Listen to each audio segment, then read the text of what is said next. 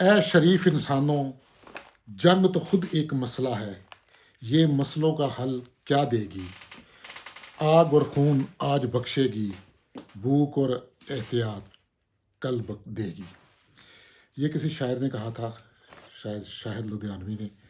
तो ये जो जंग, लड़ाई झगड़ा, मार कुटाई, ये तो खुद एक मसला है, ये मसलों का हल कभी नहीं हो सकता। लेकिन फिर भी कोई जंग हो, कोई लड़ाई हो, कोई झगड़ा हो, उसके पीछे कोई ना कोई वजूहात ज़रूर होती है। कभी कभी ऐसा होता है ऐसे वाक़यात में कि आदमी जल्दबाजी में, गुस्से में, तैश में आकर, नासमझी में कोई चीज़ उठा के मार दी या कोई हथियार का इस्तेमाल कर लिया और उसके हाथ से कोई मर्डर हो गया, तो उसको अफसोस रहता है ज़िंदगी भर कि ये नहीं होना चाहिए था। लेकिन बाज़ मर्डर जो होते हैं वो प्लानिंग के साथ किए जाते हैं, वो कई कई महीनों की प्लानिंग से, ठंडे दिल से, दिमाग से सोच समझ के किए जाते हैं। तो मैं जो बात कर रहा हूँ वो कर रहा हूँ सिद्धू मूसेवाला के मर्डर की, जिसमें आज 6 वीक, तकरीबन 6-7 दिन हो गया है, सोशल मीडिया पे और पूरी दुनिया में एक गम और गुस्से की लहर दौड़ रही है। लेकिन जहाँ एक तरफ गम और गुस्सा है, वहाँ किसी न किसी हल्के में खुशी भी मनाई जा रही है और क्लेम किए जा रहे हैं और कि हमने मारा है, इस वजह से मारा है। तो ये दोनों तरफ, जैसे आपने थंबनेल में भी देखा होगा कि दोनों, तो आज मैं आपको दोनों तरफ की स्टोरी लेके आया हूँ। और मैंने ये वीडियो इसलिए लेट किया कि मैं नॉर्मल ऐसे इश्यूज़ पे वीडियो बनाता ही नहीं। मैं तो ऐसे ही शुगल मेले में चैनल बनाया हुआ, ये बड़ा सीरियस सा मसला है। तो क्योंकि मेरी काफ़ी दोस्ती है यहाँ यूरोप में रहने वाले इंडियनों से, पाकिस्तानियों से, क्योंकि मेरा तल्लक बहुत करीबी कबड्डी के हवाले से, मेरा ऑर्गेनाइजेशन में शामिल और कबड्डी टूर्नामेंट में बड़ा मैंने एक रोल अदा किया हुआ पूरे यूरोप में। और फिर शो बिज़नेस के हवाले से दोनों तरफ, लॉलीवुड और बॉलीवुड के। और जब आदमी शो बिज़नेस में और स्पोर्ट्स में इन्वॉल्व होता है तो उसको तकरीबन शहर के, मुल्क के सारे लोगों के, क्योंकि यहाँ लोग भी चिदा चिदा है, उंगलियों पे गिने जा सकते हैं, छोटे छोटे शहर हैं, एम्स्टर्डम, ब्रसल, पेरिस, तो सारी कम्युनिटी को बंदा जानता होता है। तो जब ये कनाडा का नाम आया, गोल्डी बरार का नाम आया, तो मैंने भी अपने दोस्तों वगैरह से पूछगिछ शुरू की। तो आखिर मुझे एक दो ऐसे लोग मिल गए जिनका उस गैंग से, जिसने ये किया है, उनसे डायरेक्ट तल्लक है और डेली की उनकी आपस में बातचीत होती रहती है। तो उधर का भी मैंने थोड़ा सा वर्जन लिया। तो इसलिए मैंने कहा चलो आपको दोनों तरफ की थोड़ी सी स्टोरी बताइए। तो ये जो वीडियो शायद थोड़ी लंबी हो जाए, लेकिन प्लीज़ मेरे साथ जुड़े रहिएगा ताकि आपको पूरी बात समझ आ जाए। वैसे तो इस मर्डर की जितनी भी मज़ामत की जाए वो कम है, जितना भी अफसोस का इजहार किया जाए वो कम है। क्योंकि ये जो लड़का था सुखदीप सिंह, सिद्धू जिसको कहते थे, मानसा गांव मूसावाला में पैदा हुआ। तो ये एक शुरू से ही, बचपन से ही बड़ा होनहार लड़का था और बड़ा क्रिएटिव माइंड का, ये अपने माँ बाप का अकलौता बेटा था और बड़ा एक क्रिएटिव किस्म का इसका दिमाग था। तो जब, और छोटे होते ही इसे गाने गाने का शौक़ था। तो जब ये अपने, और पढ़ाई में भी अच्छा था, जब इसने अपनी ग्रेजुएशन मुकम्मल की तो ये कनाडा चला गया। वहाँ इसने पढ़ता भी रहा और साथ में होटल में काम भी करता रहा, गालबन बर्तन वगैरह साफ़ करने का काम करता था। तो उस दौरान जो ये मुतासर हुआ, उस वक़्त वो रैपर जो ऐसे ऐसे उंगलियों का करके वो ढीली ढीली पैंटें शर्टें डाल के, उनसे ये काफ़ी मुतासर था। तो ये भी उस किस्म के गाने जो है ना, खुद ही अपने जो बोल अपने बना के गाया करता था। तो वैसे ये इंजीनियर था, इलेक्ट्रिकल इंजीनियर था। तो पहली 1-2 एल्बमें भी इसने कनाडा में ही अपनी रिलीज़ की। खैर, जब इसको थोड़ी बहुत सक्सेस मिल गई कनाडा में, फिर ये वापस आया, अपने गांव वापस आ गया। यहाँ आके उसने, क्योंकि माँ बाप का इकलौता था, माँ बाप से इसको प्यार भी बड़ा था, तो अपने गांव में ही इसने अपने डेरे लगा लिए और इंडिया में शो वगैरह करने शुरू कर दिए और दिन दुगनी रात चुगनी तरक्की करता गया। अब ये बात करते हैं इसके मर्डर पे।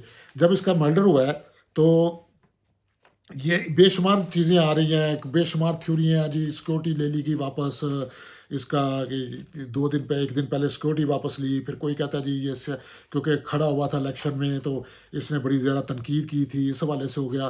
कोई इसको अकालियों के साथ जोड़ता है, कोई अकालियों के मुखालिफ जोड़ता है।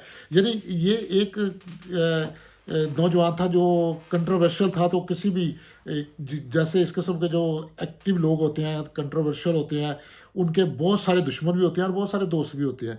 जैसे आपने अभी देख ही लिया, और अब जो नहीं भी जानते थे वो भी जान गए कि लाखों नहीं करोड़ों की तादाद में इसके फॉलोअर्स भी थे, इसके फ़ैन भी थे और वहीं पे इसके बेशुमार दुश्मन भी थे।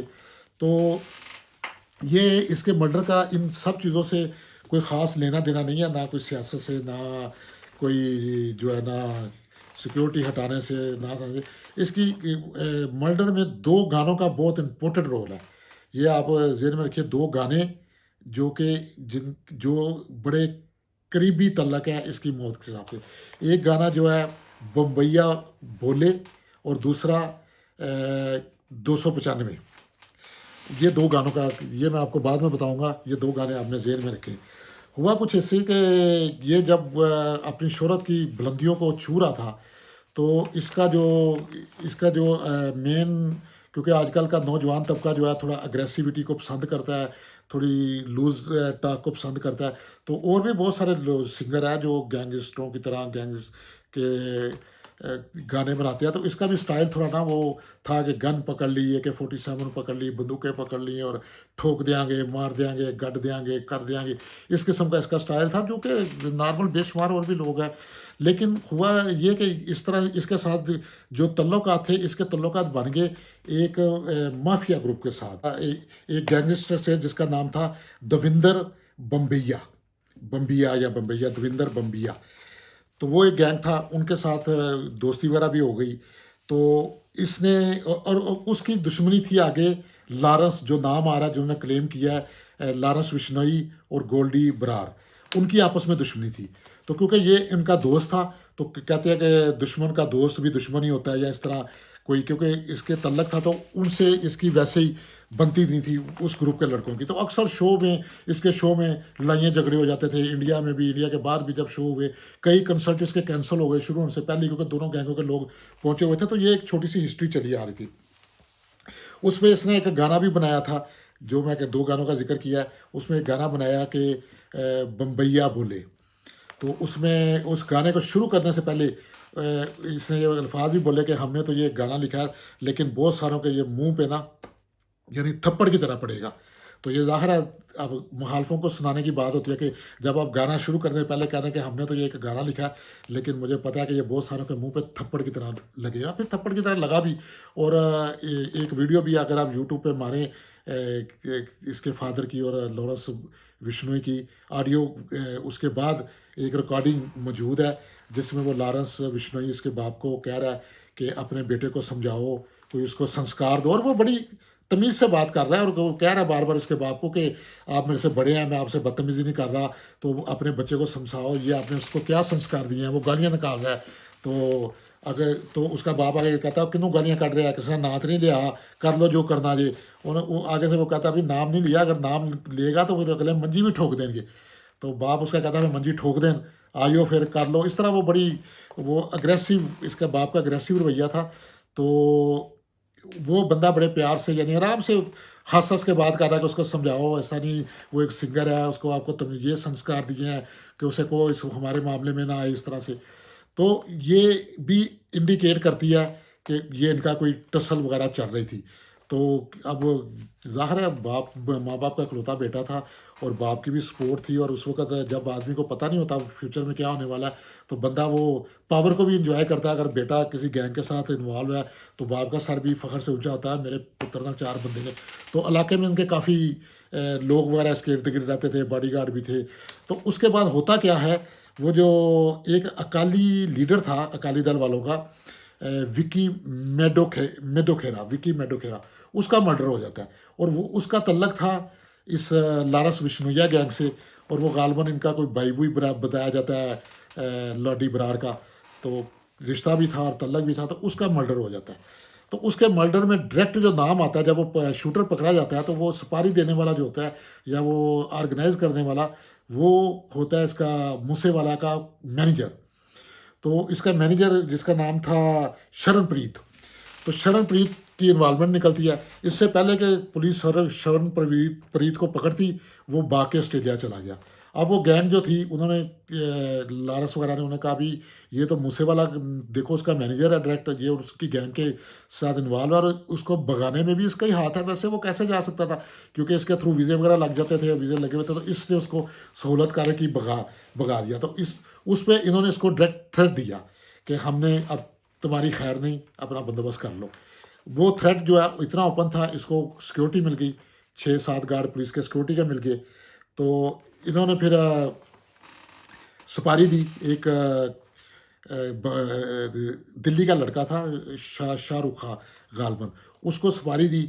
वो आया बकायदा, उसने इसकी रैकिंग वगैरह शुरू कर दी। अब वो वांटेड था ऑलरेडी दिल्ली में, उसने इसकी रैकिंग शुरू की। 4-5 दिन से रैकिंग कर रहा था। तो क्योंकि इसको सिक्योरिटी थ्रेट भी था और वो ट्रेस होते होते पुलिस की नज़र में पड़ गया कि ये शाहरुख इधर क्या कर रहे हैं। तो उसको जब पकड़ा और पकड़ कर दिल्ली वापस ले जाके, वो क्या कहते हैं जो पुलिस का तरीका होता है, छतरपोला किया। तो वो मान गया कि मुझे तो सुपारी मिली थी, मैं तो उसे मारने गया था। तो खैर वो अटेम्प्ट जो था नाकाम हो गया।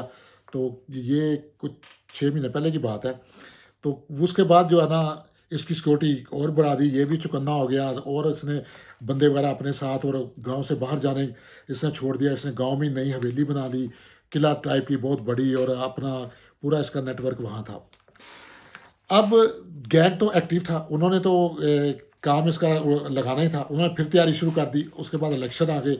इलेक्शन में सिक्योरिटी और भी थी, पब्लिक थी साथ में। तो उन्होंने कहा भी अब ये थोड़ा सा मामला टाल देते हैं इलेक्शनों के बाद तक।